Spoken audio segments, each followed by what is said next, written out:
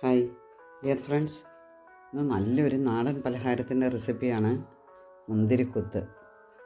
കണ്ടാൽ സുഖിയൻ പോലെ ഇരിക്കും, പക്ഷേ സുഖിയൻ പെട്ടെന്ന് അഴുക്കാവും. ഇത് കുറച്ച് ദിവസം കേടുകൂടാതിരിക്കും. അപ്പോൾ ഇതെങ്ങനെ ഉണ്ടാക്കുന്നതെന്ന് നമുക്കൊന്ന് നോക്കാം. ഒരു 2 കപ്പ് ചെറുപയറാണ് ഞാൻ എടുത്തിരിക്കുന്നത്, അതായത് 1/2 കിലോ ഉണ്ട്.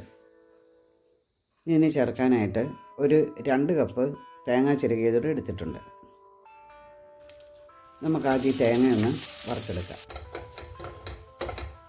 ദൈപ്പാകായാലും മതി, ഞാനൊരു ഗോൾഡൻ ബ്രൗൺ ആകുന്നത് വരെ വറക്കുന്നുണ്ട്. ഇത്രയും മതി. ഇനി നമുക്ക് ഫ്ലെയിം ഓഫ് ചെയ്യാം. ഇതൊരു പാത്രത്തിലേക്ക് നമുക്ക് മാറ്റാം. എന്നിട്ട് ആ പാത്രത്തിൽ തന്നെ നമുക്ക് ആ ചെറുപയർ കഴുകി വെള്ളമെല്ലാം വാർന്നു പോകാൻ വെച്ചിട്ടുണ്ട്, അതുകൂടെ ഇട്ട് വറുത്തെടുക്കാം. നേരത്തെ കഴുകി വെക്കുവാണെങ്കിൽ എളുപ്പമുണ്ട്, ഇതും പെട്ടെന്ന് തന്നെ ആയിക്കോളും. ഇതാ നമ്മുടെ ചെറുപയർ മൂത്ത് നല്ലൊരു വാസനയൊക്കെ വരുന്നുണ്ട്. അത്രയും മതി. ഇനി നമുക്കിത് ഫ്ലെയിം ഓഫ് ചെയ്യാം. ഒരു മിക്സിയുടെ ജാറിലേക്ക് ഇച്ചിരി ആറിക്കഴിയുമ്പോൾ ഇട്ട് പൊടിച്ചെടുക്കണം. ഇത് തീരെ നൈസ് പൊടിയാകണ്ട, ഒരു ചെറിയ തരിതരിപ്പൊക്കെ ആകാം, ഇതുപോലെ. ഇനി അടുത്ത ട്രിപ്പ് അടിച്ചെടുക്കാം. അതിലേക്കൊരു 1/4 ടീസ്പൂൺ ജീരകവും ഒരു 5 ഏലക്ക തൊലി കളഞ്ഞതും കൂടെ ഇട്ട് കൊടുത്തൊന്ന് പൊടിച്ചെടുക്കാം. അപ്പം അതും പൊടിച്ചെടുത്തിട്ടുണ്ട്. നമുക്കതെല്ലാം കൂടി ഒരുമിച്ച് ഇട്ട് വെക്കാം. ഇനി നമുക്ക് ശർക്കര ഉരുക്കിയെടുക്കണം. ഞാൻ 400 ഗ്രാം ശർക്കരയാണ് എടുത്തിരിക്കുന്നത്. അത്യാവശ്യം മധുരമുണ്ട്. ഇനി മധുരം നല്ല മധുരം വേണ്ടെന്നുണ്ടെങ്കിൽ 1/2 കിലോ ശർക്കര വരെ എടുക്കാം. അത് നിങ്ങളുടെ മധുരത്തിനനുസരിച്ച് വെക്കാം. ഇതൊന്ന് നമുക്ക് ഉരുക്കിയെടുക്കണം. ഒരു പാനിലേക്ക് ഇട്ടിട്ടുണ്ട്. ഇതിലേക്ക് നമുക്ക് കുറച്ച് വെള്ളം ഒഴിക്കണം. ഒരു 3/4 കപ്പ് വെള്ളമാണ് ഞാൻ ഒഴിച്ചിരിക്കുന്നത്. ശർക്കരയെല്ലാം ഉരുകിയിട്ടുണ്ട്. ഇനി ഇതൊന്ന് അരിച്ചൊരു പാത്രത്തിലേക്ക് നമുക്ക് മാറ്റി വെക്കണം. അപ്പോൾ നമുക്കിനിത് ഫ്ലെയിം ഓഫ് ചെയ്യാം.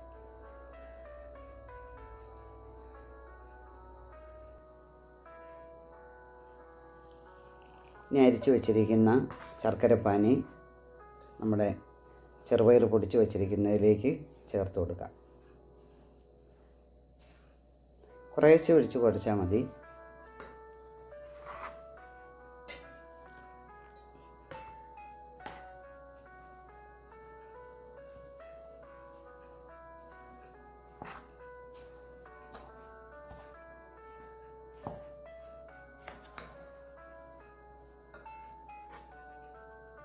മുക്കാൽ കപ്പ് ശർക്കരപ്പാനി മുഴുവൻ ഞാൻ ഒഴിച്ചിട്ടുണ്ട്. ഇനി വെള്ളമയം കുറവാണെങ്കിൽ അല്പം തിളപ്പിച്ച ആറിയ വെള്ളവും കൂടെ ചേർത്ത് കുഴച്ചാൽ മതി. ഇപ്പോൾ ഇച്ചിരി ശർക്കരപ്പാനിയും കൂടെ ഉണ്ടാക്കിയോ. എനിക്ക് കറക്റ്റായിരുന്നു. മുക്കാൽ കപ്പ് വെള്ളം ഒഴിച്ച് ശർക്കര പാനിയാക്കുമ്പോൾ അത് കറക്റ്റായിട്ട് വന്നു. ഇനി നമുക്ക് ചെറിയ ഉരുളകളായിട്ട് ഇങ്ങനെ ഉണ്ട പിടിച്ച് വെക്കാം.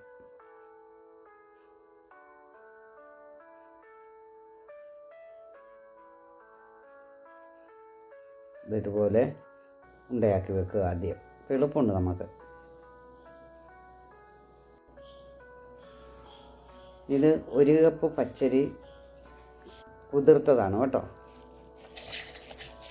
അത് നമുക്കൊരു മിക്സിയുടെ ജാറിലേക്കിട്ട് അരച്ചെടുക്കണം. നല്ല ഫൈനായിട്ട് അരച്ചെടുക്കണം.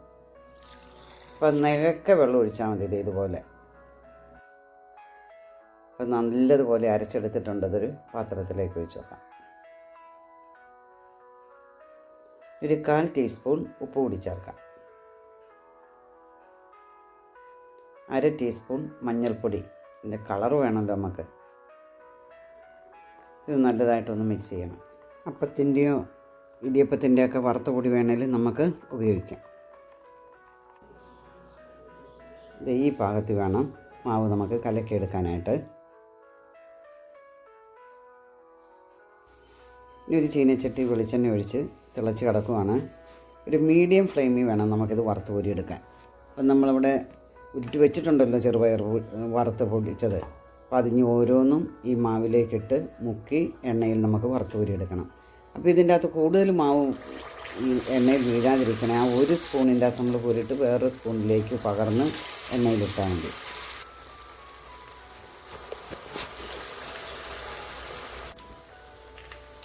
നമുക്കൊന്ന് മറിച്ചിടാം.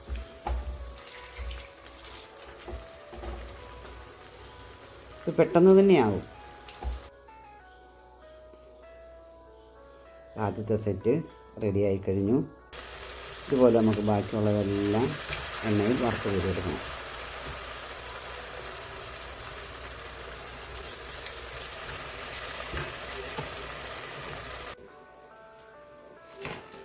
ഇതിൻ്റെ പുറം നല്ല ക്രിസ്പിയാണ്, അതുപോലെ തന്നെ ടേസ്റ്റുമാണ്.